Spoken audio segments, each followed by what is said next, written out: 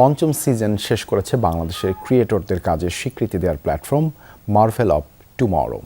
এই উপলক্ষে বৃহস্পতিবার রাতে রাজধানীর ইউনাইটেড কনভেনশন সেন্টারে এক অনুষ্ঠানের আয়োজন করা হয়। এ সময় এই সিজনে ২৫ জন ক্রিয়েটরকে পুরস্কৃত করা হয়। এর পাশাপাশি বাংলাদেশের টেলিভিশন, থিয়েটার বা নাটক, গান, নাচ এবং সামগ্রিক বিনোদন জগতের ৯০ দশক এবং ২০০০ সালের শুরুর দিকে অনবদ্য অবদান রাখা ১৩ জন কিংবদন্তি তারকাকে বিশেষ শ্রদ্ধা জানানো হয়।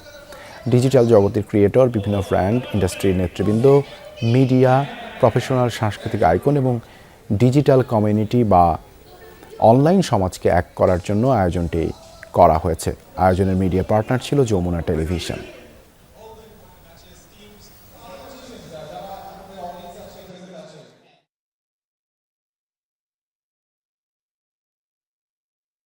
এই পুরস্কারটা মার্ভেল ফিউচার অফ টুমরো, এটা আমি দ্বিতীয়বারের মতো পেলাম।